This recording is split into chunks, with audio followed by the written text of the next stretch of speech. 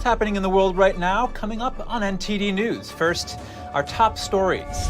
The Biden administration says it's ready to wipe away $39 billion in student debt. It would affect over 800,000 borrowers. Lawmakers today advocating an expansion of the child tax credit. We bring you the highlights from the Senate hearing and how it could affect your wallet. Illinois has a new housing law, and if landlords are not careful, they may face civil rights lawsuits. We have the details. The House of Representatives' defense budget proposal would end transgender medical procedures in the military. It would also end the military's abortion travel policy. GOP presidential hopefuls need an early win in Iowa, and Ron DeSantis is no exception. That's according to Trump's former senior advisor and counsel. We speak with her.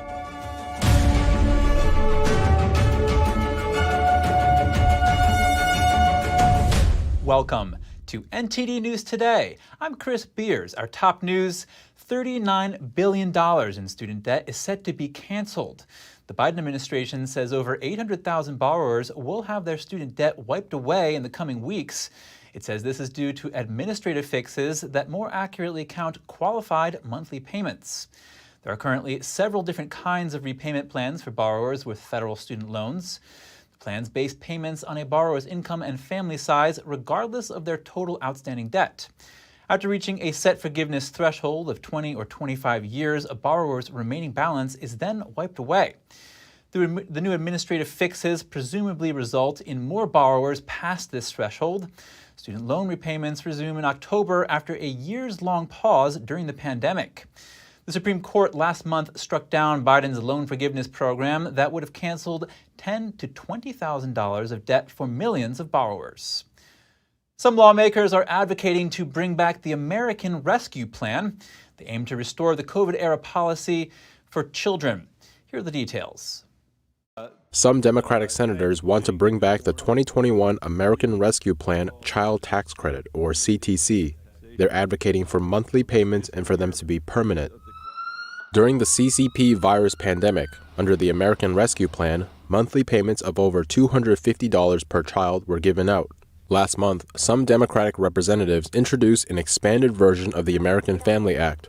One of the sponsors said, "When we expanded and improved the child tax credit in 2021 under the American Rescue Plan, it provided unprecedented economic security for American families." The maximum tax credit per qualifying child in 2023 is $2,000 for children 5 and younger, or $3,000 for children 6 through 17. The CTC was created as part of the 1997 Taxpayer Relief Act. It has been expanded several times with bipartisan support. The Democratic chair of the subcommittee praised the history of bipartisan cooperation during the Thursday hearing. Although there have been occasional differences in approach between the two parties, I think it's important to recognize that the child tax credit has been expanded both in size and to whom it's been made available as a result of bipartisan consensus and agreement. Republican Senator John Thune said he believes the current CTC should not be allowed to expire in 2026, but he expressed concern about bringing back the American Rescue Plan measure and making it permanent. The American Rescue Plan went beyond simply increasing the per-child tax credit amount. It extended the credit to children who are almost adults. It adopted a completely new approach by mandating taxpayers who did not opt out to receive half their credit in advance, significantly straining the IRS's resources. He added that this removes the incentive for certain parents to enter and remain in the workforce, he noted. Two law enforcement sources say a suspect in the custody of the unresolved Gilgo Beach murders case. This is the first arrest in the case in which at least 10 sets of human remains have been found in Long Island, New York since 2010. Suffolk County, New York officials and the FBI are set to announce a significant development in the investigation today. The case has baffled authorities since the discovery of the first set of a woman's remains along an isolated strip of waterfront property on Gilgo Beach. The string of killings sparked conflicted theories about whether a serial killer was responsible. In 2020, authorities found a belt with initials that may have been handled by the suspect and launched a website to collect new tips in the investigation. Police said some of the victims identified had advertised prostitution services on websites such as Craigslist. The House of Representatives' budget proposal would repeal the Defense Department's abortion travel policy and prohibit Defense Department programs from providing gender transition procedures. Democrats resisted fiercely. Republican Congressman Ronnie Jackson sought to repeal a Defense Department policy. It reimburses expenses for service members who travel to obtain an abortion. Jackson maintained the policy was installed by the Biden administration in October 2022 to sidestep the Roe v. Wade repeal. Democratic Congresswoman Mickey Sherrill called the amendment a dangerous health care travel ban for women in the military. She noted that 46% are now based in states where abortion is restricted or banned. Another amendment would prohibit the Defense Department's health care program from furnishing sex reassignment and hormone treatments for transgender individuals. The Family Leadership Summit is underway in Des Moines, Iowa, where many GOP candidates are competing for an early win in the presidential primaries. Ron DeSantis is in second place, and it seems like his campaign views Iowa as a key to his nomination. To dig deeper, I spoke with Jenna Ellis, constitutional attorney and former senior advisor and counsel to President Donald Trump.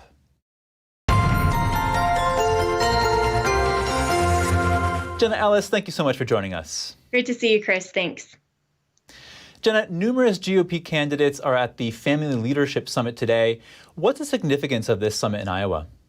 Well, this is the first presidential forum, and so it provides a significant opportunity for these presidential GOP candidates to extend their view of the presidency and the race towards specifically evangelical Christians and the Iowa grassroots base. Viewers will remember in 2015 that then candidate Donald Trump really made headway and then ultimately placed second in Iowa because of his appearance, largely, I think, attributed to the Family Leadership Summit. So this is a very important event. And what's the significance of Iowa, the Iowa caucus in general, in the presidential primary for the GOP? Well, of course, this is one of the first states that ultimately will caucus and will vote for the presidential nominee for the GOP. So it's really one of the bellwether states. And so that's why a lot of candidates, including President Trump, who won't appear at the summit today, which I think is very fascinating, have been spending a lot of time otherwise in Iowa. Tell me about that. Why do you think that's fascinating? Well, President Trump has said that he's not going to do multi-candidate events, and that included going out to Iowa with Joni Ernst as well in another kind of candidate forum, in a sense, that was a couple of months ago. And so he's positioning himself to look like the incumbent and say that he doesn't need to necessarily attend these types of forums or the debates like the upcoming one in August with the RNC. And so I think that it's actually a missed opportunity for him to get in front of Christians and evangelicals and explain his stance now on issues like pro-life and religious liberty and some other things that some evangelicals are concerned with. Now, coming back to DeSantis, he's in second place, trailing Trump by almost 30 points. What does the vote of the Iowa caucus mean to his campaign? Well, I think that it's going to be very significant for DeSantis to close that gap. And I think he has a great opportunity at this Family Leadership Summit to do just that, because the evangelical vote is very significant among the GOP primary. It's one that anyone who wants to win Iowa or the overall nomination can't simply ignore. He's going to have to position himself by showing people not just what he did in Florida, but what he wants to do nationally. And Jenna, what does the vote of suburban women mean to the DeSantis campaign?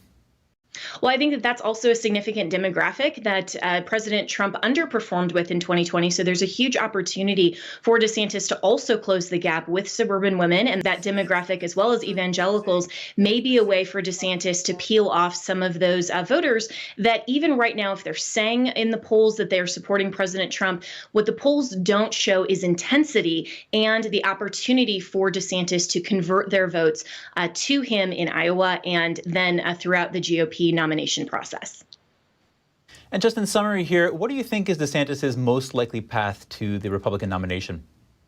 Well, I think he's going to have to continue to place very strongly, not only in Iowa, where then candidate President Trump placed second, so he didn't actually win Iowa in the 2016 race, but that continued to build momentum, and then he just continued to overtake the then Jeb Bush and Ted Cruz and Marco Rubio, and just continued to peel away those votes and close that gap. So I think that that DeSantis has to do basically the same thing. And then looking at South Carolina, where Senator Tim Scott is really rising and is a favorite among evangelicals, that's going to be a very interesting state to watch with DeSantis as well.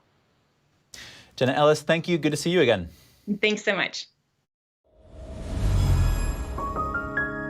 50 Democrats in Congress are calling on the Federal Election Commission to crack down on artificial intelligence in political ads. This just in, we can now call the 2024 presidential race for Joe Biden. The Democrats say the deceptive ads could harm the integrity of next year's elections. They want the agency's existing law against fraudulent misrepresentation to also include so-called deepfakes.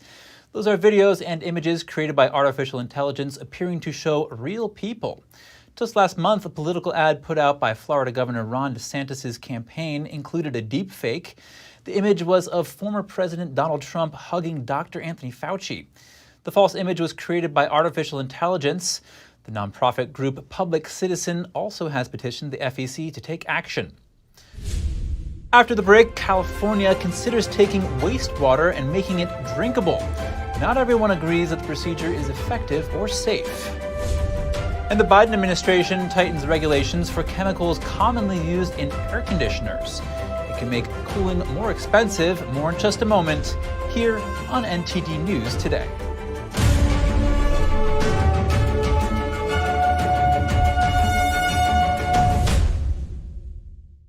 Did you know ESG is impacting every part of your life? From rising gas prices to global food shortages to out-of-control inflation, even losing your freedom of speech and being censored on the internet. It's all being driven by ESG ideology. Who's in control? What can you do about it? Find out in The Shadow State, the first documentary exposing ESG. The ESG movement of governments and corporations operates in the shadows. Only the light of truth can expose it. Watch The Shadow State documentary, streaming now.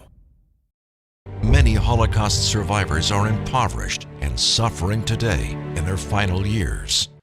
At this Holocaust museum in Israel, you see the names, the faces of Jews that were brutally murdered. This great cloud of witnesses cries out to us, "Comfort, comfort my people."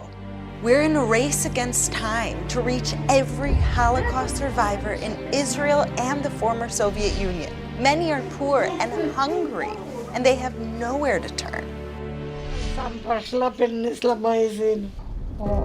Naroj has had such a hard life from the day that she was born into the Holocaust. We were so hungry that we would go with my mother and find leaves and grass, and we would pick them up and eat it. Still today, she's suffering with no one there to help her. Dare we turn our back on her now? For $25, you can rush a food box to a Holocaust survivor or an elderly Jew. The International Fellowship of Christians and Jews brings them urgently needed food and comfort in their final years. Let's do what we know God has called us to do. Call the number on your screen now and help save Jewish lives. No organization helps Holocaust survivors and the elderly Jewish people as much as they do. Valeria saying that she didn't receive love her whole life. You seem so full of love and not of hate. Just $25 helps to rush a food box to a Holocaust survivor. I hope you'll join me at International Fellowship of Christians and Jews. We can do something to relieve their suffering. Please do something now. Anyone who's ever sold a home can tell you it is really hard. That's why who you work with matters. Together with Homelight, we've helped thousands of people sell faster and for the best price.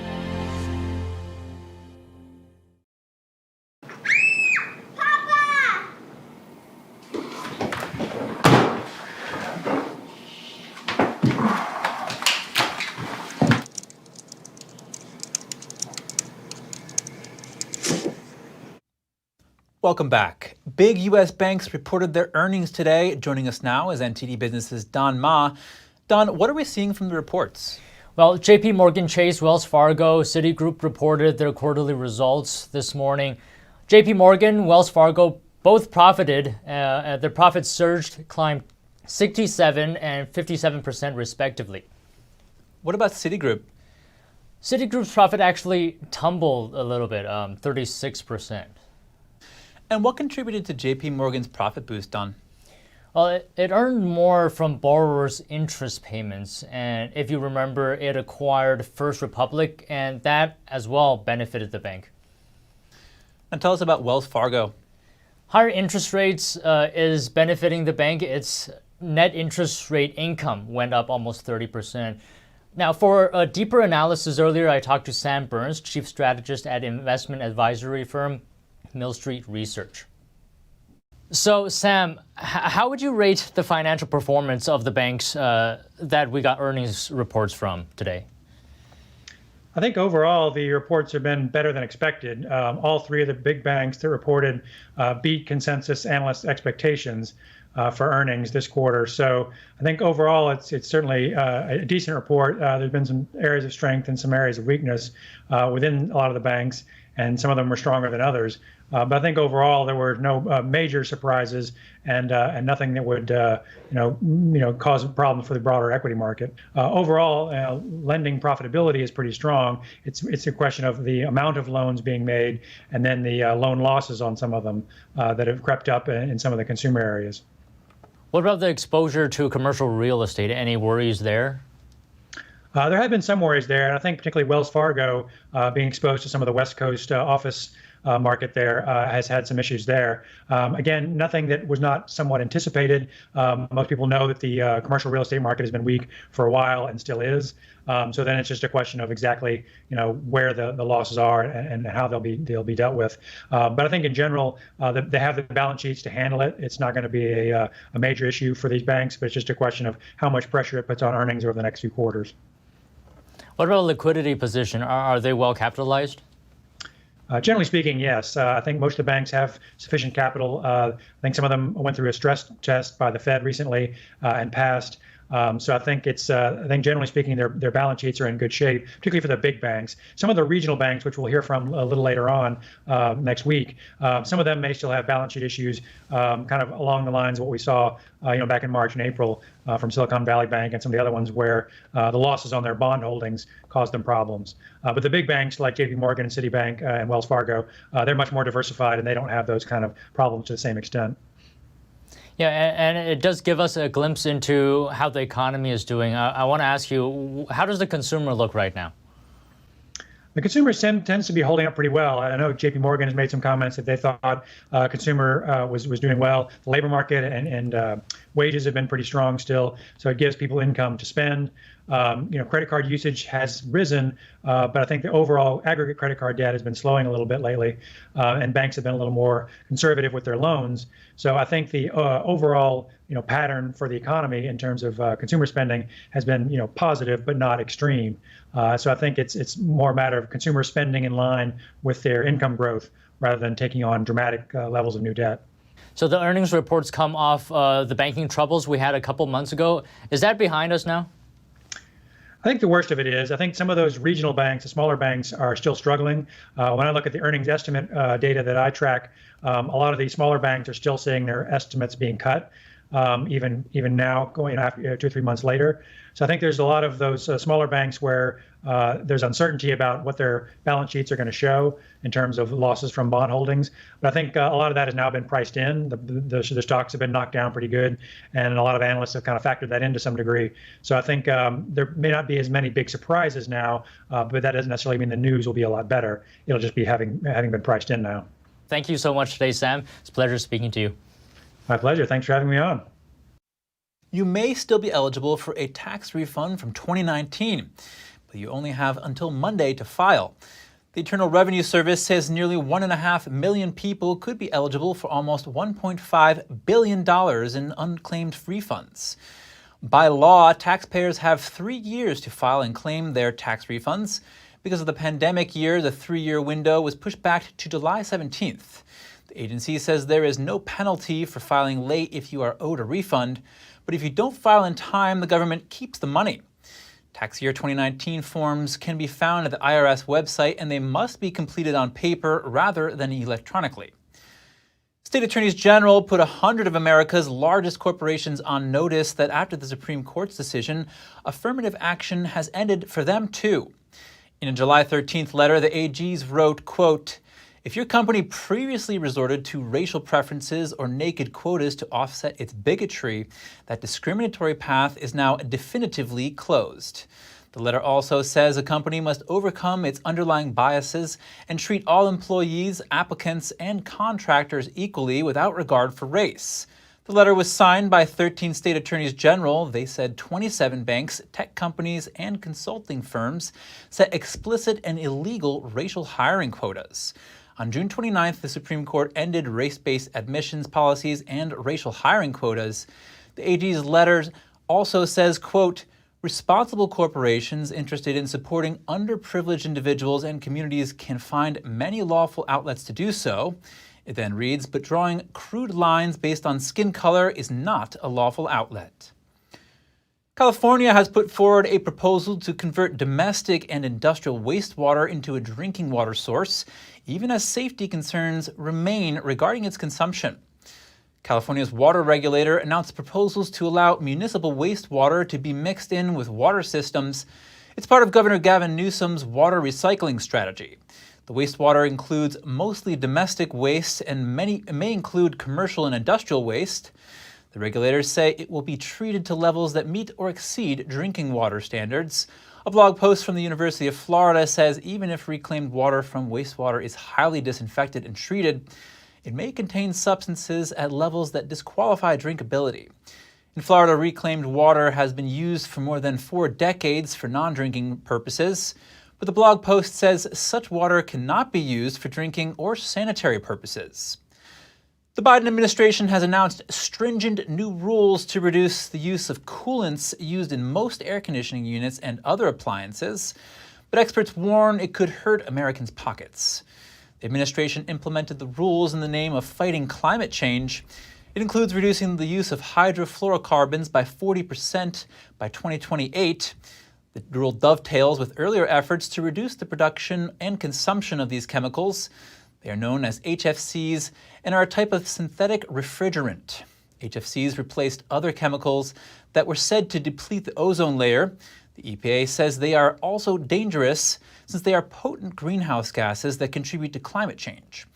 HFCs are used as refrigerants in most cooling systems, including refrigerators, heat pumps, and air conditioners, but critics say increased HFC regulation has already impacted prices, and the phase-out won't do much for climate change.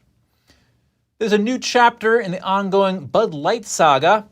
Costco may have decided to stop selling the beer at its stores. The company has given Bud Light the so-called Star of Death. Images shared online show Costco announcing the sale of Bud Light along with an asterisk sign. The marking reportedly indicates the store won't restock the product. It's unclear whether this applies to all Bud Light products or to all Costco stores. The retail chain has not yet responded to a request for comment. Bud Light became a target for boycotting after partnering with transgender influencer Dylan Mulvaney. That was in a promotional campaign in April, and it irked many Americans who felt the company was pushing a trans agenda. Sales of the beer have continued to take a major hit ever since, dropping by almost 30% at times when compared to last year. Over the past few years, more young people have ended up in the hospital due to marijuana use. That's the finding of a new study by the Centers for Disease Control and Prevention. The study analyzed nearly 540,000 cases nationwide where people under 25 years old wound up in a hospital due to complications of cannabis use. Researchers found that from 2019 to 2022, cannabis-related emergency department visits increased overall among kids, teens, and young adults. Researchers also noted large increases in cannabis-related emergency department visits among kids less than 10 years old. When we return, Twitter wants out of an agreement with the FTC. It's saying an investigation into the company and Elon Musk is biased. And Georgia police officer faces a moral dilemma when he pulls over a deputy for speeding. Find out what happened here on NTD News.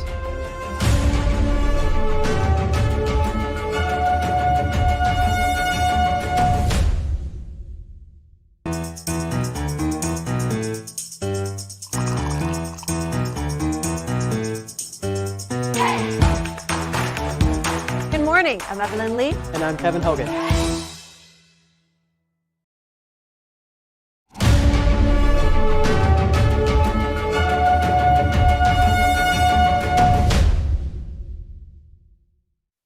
Welcome back, everyone. Illinois landlords will soon be required to rent their property to illegal immigrants.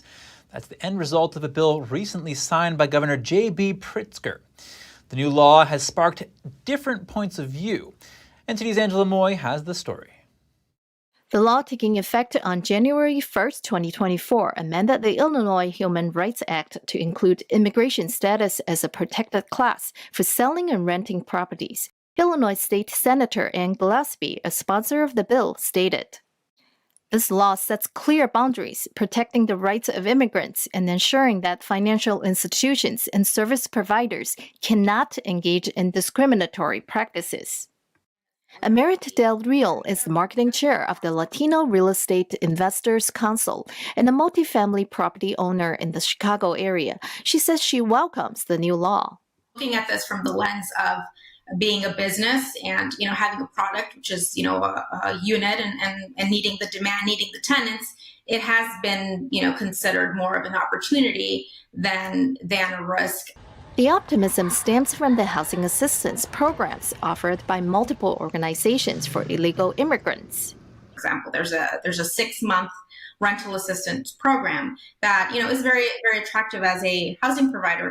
Lawyer and president of the Liberty Justice Center, Jacob Hubert, has a different view. He says landlords take on greater risk for renting to people without legal status who could leave any time. And if the landlord loses that tenant, the landlord of course has to replace that person, but not only that, the landlord has no way to collect unpaid rent, past rent, unpaid future rent. Hubert says the law could increase demand for affordable housing, but may encourage property owners who want to avoid the risk to leave the market. And as a result of that, there's likely to be less affordable housing on the market than there otherwise would be. And at the same time, more people competing for that, which is going to drive up rents even more.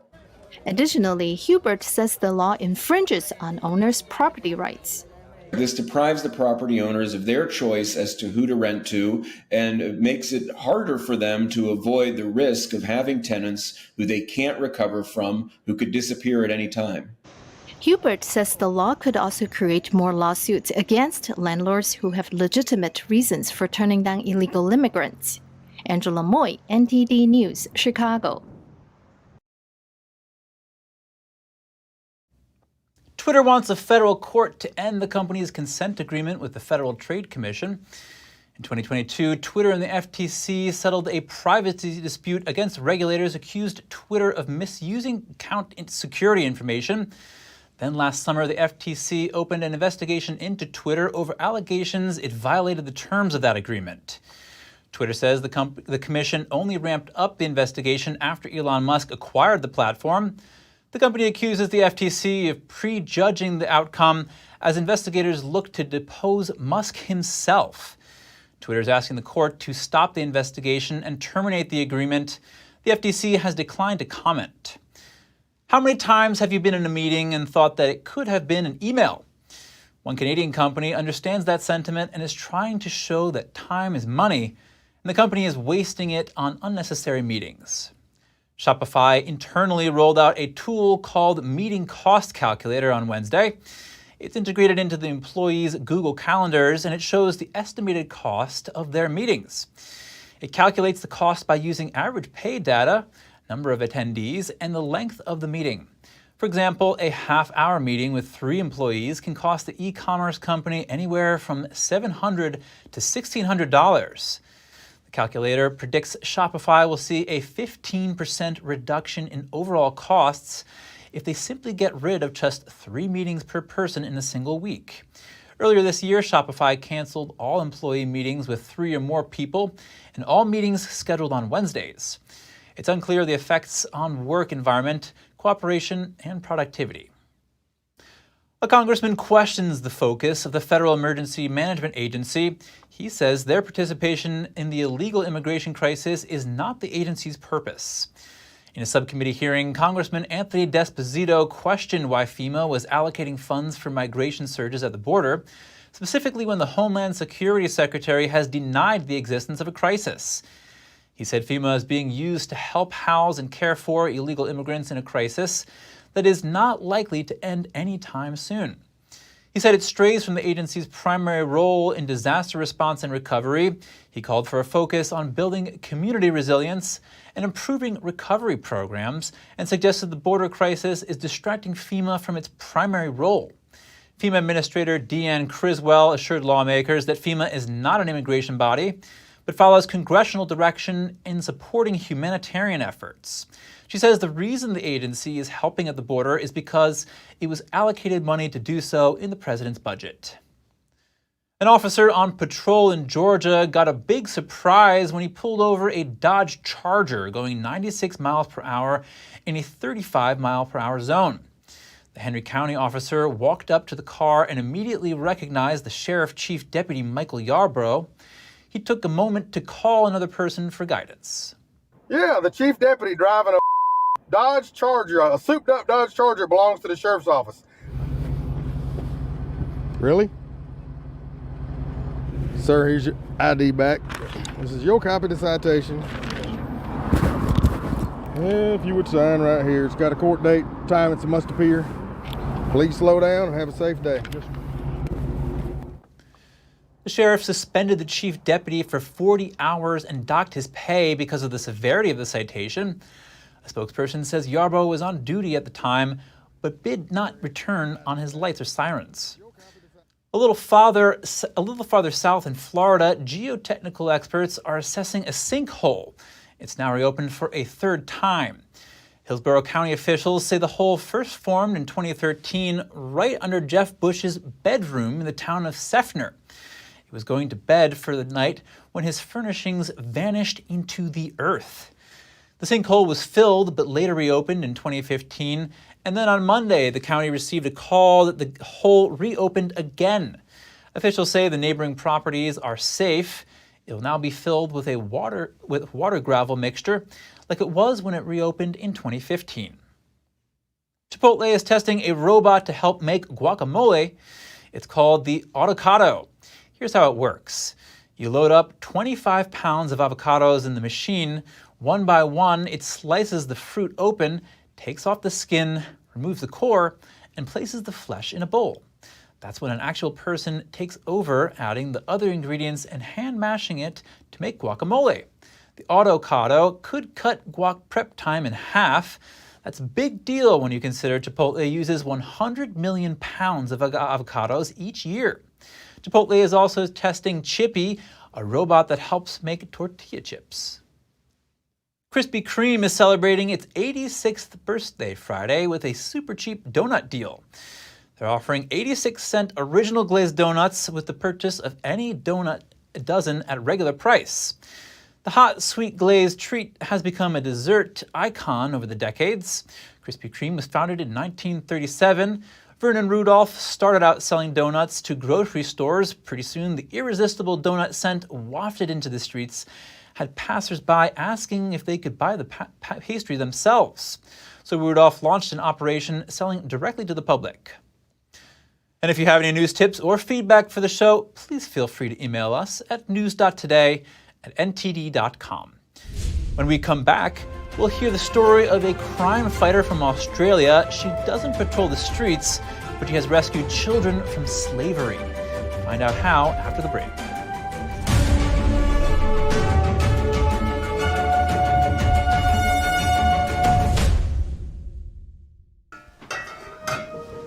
Hey, I told you enough of that. But look, this is different. It's gone Gene World.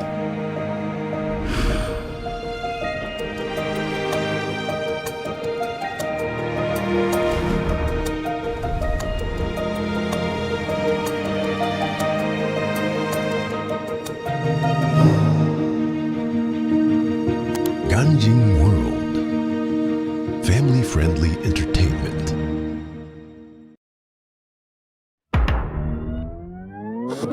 Tired of scrolling Netflix? Trying to find something that's worth watching? Want to skip the censorship in mainstream media? Well, now you can with Epic TV. New exclusive content every day with over 100 never-before-seen movies, films, and documentaries. Available and streaming now at your fingertips. For a limited time now, you can get 60% off Epic TV by subscribing or upgrading to a yearly plan. Plus, get an additional $10 credit to rent featured movies on Epic Cinema today. Skip mainstream narratives and find quality family entertainment from the comfort of your very own home. Say no to big tech and subscribe to Epic TV.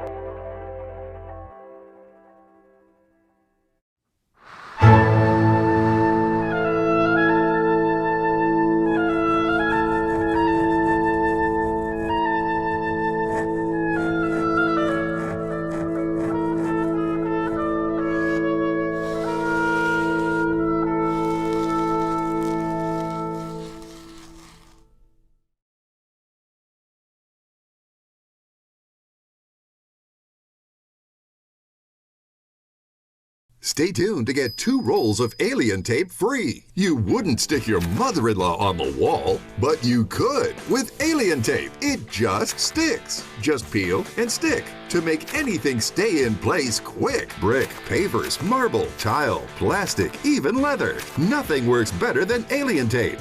You wouldn't stick your fishbowl on a moving car, but you could with alien tape. The secret is nano-stick technology that grabs and locks on to secure one side of the surface to the other. Alien tape secures in seconds, then twist, pull, and rinse to reuse. Call or go online to get your first roll of alien tape for just $19.99, plus shipping and processing. But to make this deal really stick, we'll give you 2 more rolls absolutely free. You get 3 rolls of alien tape for one low price. Order now. To order, call 1-800-490-1364 or go to tryalientape.com. So call 1-800-490-1364 or order online at tryalientape.com.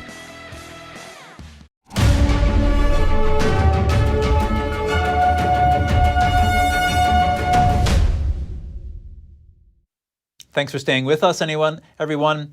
Next, a 69-year-old lady from Australia helps fight crime in the Philippines by rescuing children and helping to build self-reliance and resilience within poor communities there. Let's jump in on a recent conversation she had with NTD's Stephanie Cox about how she got started with her charity, Hearts and Hands. I then came in contact quite accidentally with the lady who said, well, look, I'm planning a trip to the Philippines. My sister-in-law runs an orphanage, and I looked at her and said, well, can I come too? And it started from there. Yeah, so it's just a passion that's continued. And I understand that the Philippines is perhaps particularly burdened with these issues around human trafficking and child trafficking. What can you tell me about that? They're close to being number 1 country in the world at the moment for cybersex trafficking of children in particular, but also just the general trafficking of children for either sexual exploitation or money laundering, collecting money, begging in the streets. Traffickers and syndicates steal children from really poor communities who then don't have the access or the finances to go and search for their children. And they take them to the streets and make them beg so that they can be fed. Or they'll put them to use in sexual exploitation. Sometimes they convince poor communities of poor families that don't have the means themselves that if they pay them for the children, so it seems like the families are selling their children, but they're promising them they will get them a good family, they will have them adopted overseas, so the families are promised all these wonderful things and think they're doing the best for the children they love. If they don't get rescued, what happens to them? Where do they go? Is they go overseas or they stay within the Philippines? They will continually be trafficked, usually within the Philippines. Really? Just within the Philippines? Sometimes they're moved from one city to another, so they get hidden amongst the population. And it's just like kind of like slavery, like they get used as maids or like sex tool or something? Oh. Yeah, definitely. And if they're put to begging in the streets, such as they might have a disabled child who evokes more emotion, or they might have a baby. Sometimes a baby will be strapped to an older child to beg in the streets because they'll evoke emotion. People will give money to help them. That money then goes to the traffickers, and the children have to come back with a certain amount of money so that they can be fed. Oh, gee, that's so cruel. And then when they get well known, if they're too well known in an area, sometimes we can't help them either, because that's when they'll just disappear. They'll be moved to another location, to another city. That must be heartbreaking to see that. It is very heartbreaking, but very rewarding when we can actually be involved in rescuing some of these children. Absolutely. I've been involved in some of that too, and it's quite rewarding when we get the children. It's also sad and a lot of tears flowing. I bet. What do you have an example of a story, somebody in particular that comes to mind? Yes. About 5 years ago, we discovered there was one lady in a local park in the Philippines was trying to sell 3 of her children. She had 6 children, and she was trying to sell the 3 youngest because she felt that would give them an opportunity, that they would have the best chance of being adopted overseas. And she was being promised that's what would happen. She was actually being offered the equivalent of $20 Australian per child. And she was in the process of selling 3 of the children so that she could then feed the other 3. And that was intercepted, and those 3 children came into our orphanage, and then we were able to work with the mother and the children, and then the other 3 came into the orphanage as well, while they worked with the mum about earning income so that she could then support her children rather than sell them. Incredible. Yeah. And how do you discover these cases? A lot of it must be very well hidden. Yes, very well hidden, but then sometimes hidden in plain view. Because in the city that I go to, and it is only one very small part of the Philippines that I go to, and in that city they have a very large park in the centre called the Plaza. And quite often the parents who don't want the children or can't feed the children will just leave them there. And they're literally dumped in this park, or the children go there and then they're known that somewhere, if they go to this particular park, someone there will feed them. And that's where the traffickers will find them. Like, we've got one community that were a couple that we've done in this way, but they were scavenging on dump sites for their survival. 75 families literally living on the side of a dump with no shelter, but living there just to survive. We were able to teach them a skill and build a small building. We actually had them build their building themselves. We provided the resources and said, you need to do the work to do this. They now have a small, what they call a livelihood centre. Now, that was their words, not mine. They have a small livelihood centre with several sewing machines. Ladies come in that has a small childcare centre as well. They can bring their small children, they can learn to sew, and then they can sell the items. When we started that, we now have, after 7 years, we have 75 families who've built their own homes from that income and no longer survive on the dump site. So it's had quite a big impact. Incredible. It's very clear ripple effect. That's wonderful. Yes, I like the idea of the ripple effect, where more people will be helped, because when they got to that level, they're willing to help someone else. Thank you so much, Astrid Hawking. Hearts and hands. Really appreciate your time. Thanks, Steph. When we return, discover a miniature world made of everyday objects. A Japanese artist's creations are captivating an audience in Brazil. We'll take you there as well. And an exciting discovery in the UK, some of the largest ancient hand axes ever found in the country.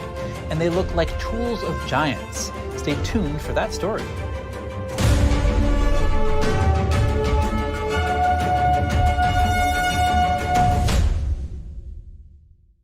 The stories that need to be told, the voices that need to be heard, the truth that you need to see. Get unbiased and in-depth news. Don't miss a beat. I'm Stephanie Cox. At NTD, we're here for you.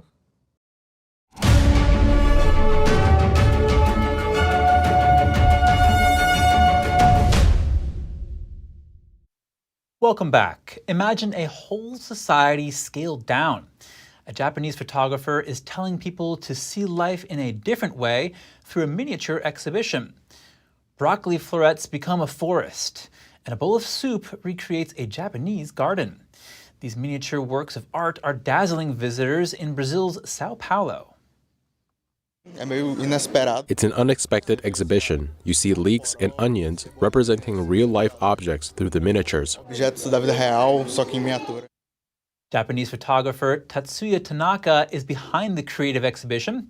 From bristles of brushes to computer motherboards to traditional Japanese food like dorayaki pancakes and sushi, he uses the most common materials to portray scenes from everyday life and from his imagination. It's totally delicate, the exhibition. It brings one to a sense that life doesn't always need to be represented in a magnanimous way. The exhibition will be on display at the Japan House in Sao Paulo through October. The artist also posts a photo every day online at his site called Miniature Calendar. And an exciting discovery in the UK, archaeologists have unearthed the largest ancient hand axes ever found in the country. Could they have been the tools of giants? Let's take a closer look. At this excavation site in southeast England, a giant Ice Age hand axe has just been found, along with 800 other items. The axe is 300,000 years old, a foot long, and almost too big to handle. The size of these hand axes, especially the biggest one, I've never seen a hand axe that big. And archaeologists at University College London says the axes were probably used to butcher animals or cut up meat. Neanderthals of the time also needed weapons to protect themselves. There would have been a daily thing of trying to get food, gather food, hunt animals. There was also some pretty dangerous animals living around. You've got tigers, would have been wolves. But some mysteries remain, like the purpose of this 12-inch long stone axe. Scientists are still sifting through the excavated material in hopes of discovering more treasures. Coming up, a furry friend is just the solution for a retired military officer. Find out how his pet cat helps him face the world and his PTSD. Details to come on NTD News Today.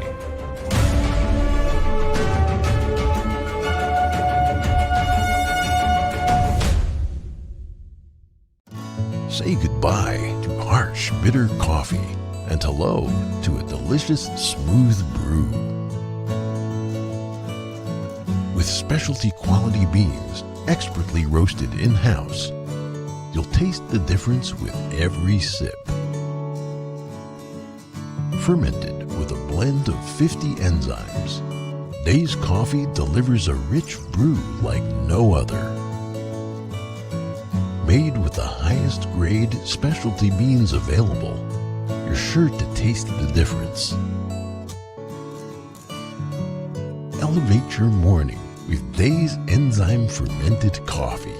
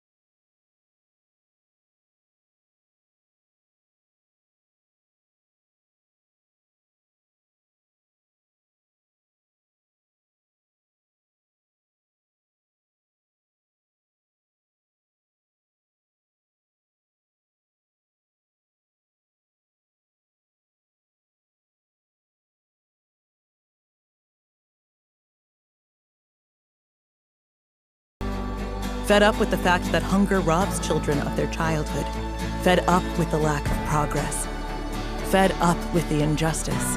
Help us brighten the lives of children all over the world by visiting getfedupnow.org. For as little as $10 a month, you can join Save the Children as we support children and families in desperate need of our help. Now is the time to get fed up and give back. When you join the cause, your $10 monthly donation can help communities in need of life-saving treatments and nutrients. Prevent children from dropping out of school. Support our work with communities and governments to help children go from short-term surviving to long-term thriving. And now, thanks to special government grants, every dollar you give before December 31st can multiply up to 10 times the impact.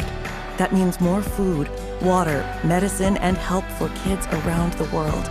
You'll also receive a free tote bag to share your support for children in need. Childhood without food is unimaginable. Get fed up. Call us now or visit getfedupnow.org today.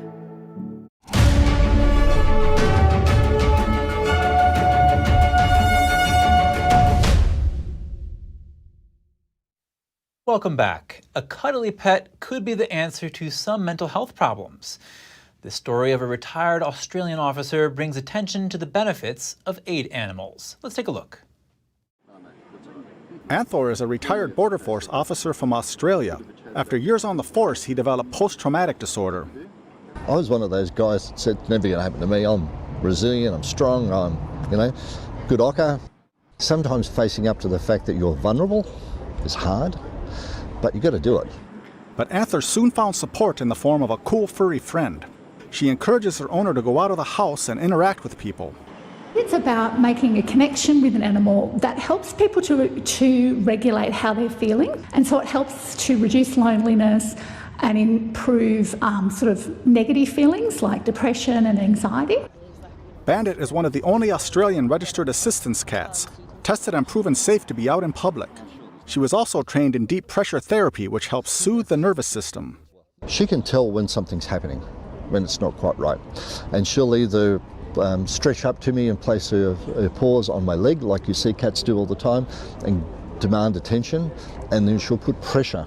Registering a cat is not as easy as registering a dog, but Bandit has obtained a New South Wales license and is about to earn a license in the Australian Capital Territory. This might put a smile on your face. Here are this year's finalists for the comedy pet photos.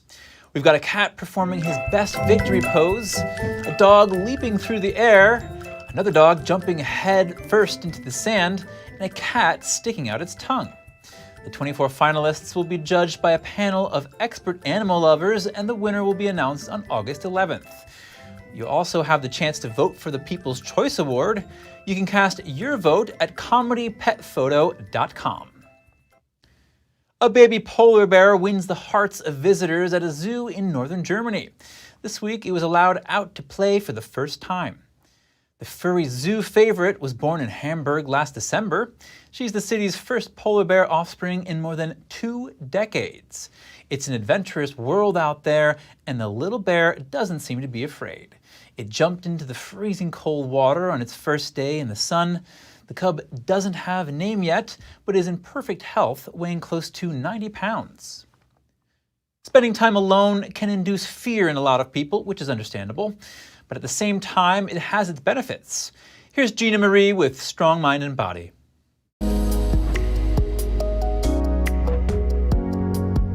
In psychology, researchers define loneliness as a distressed feeling. We experience it when we don't have the kind of social connections or relationships we hope for, but solitude is different.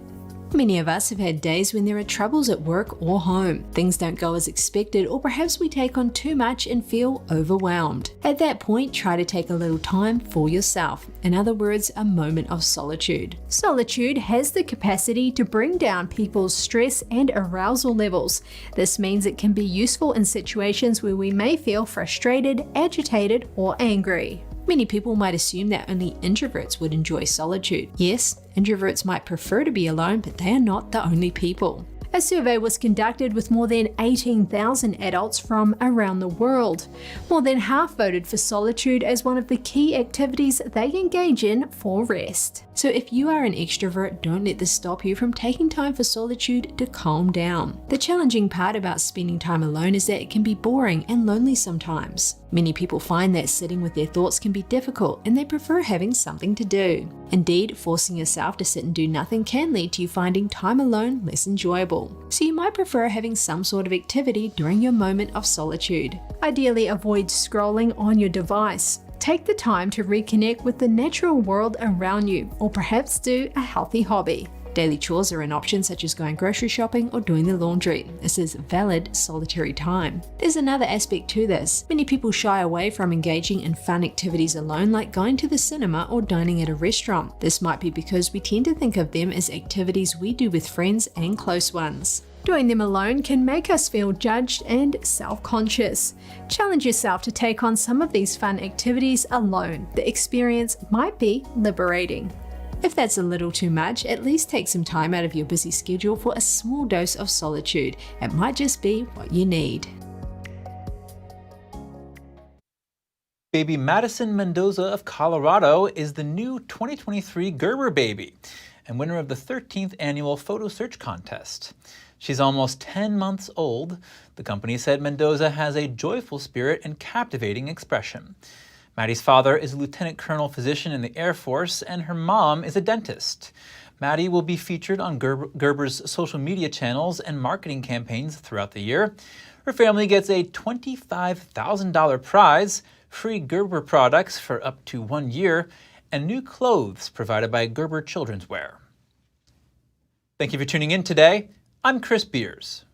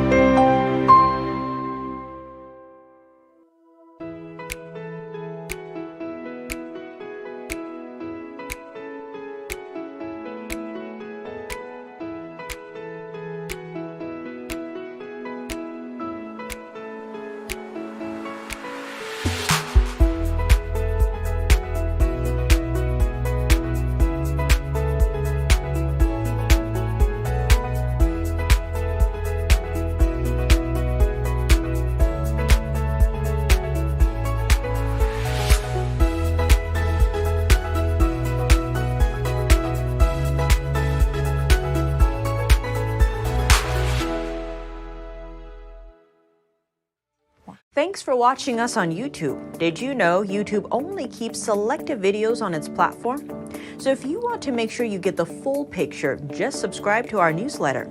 Go to newsletter.ntd.com and sign up. It's free.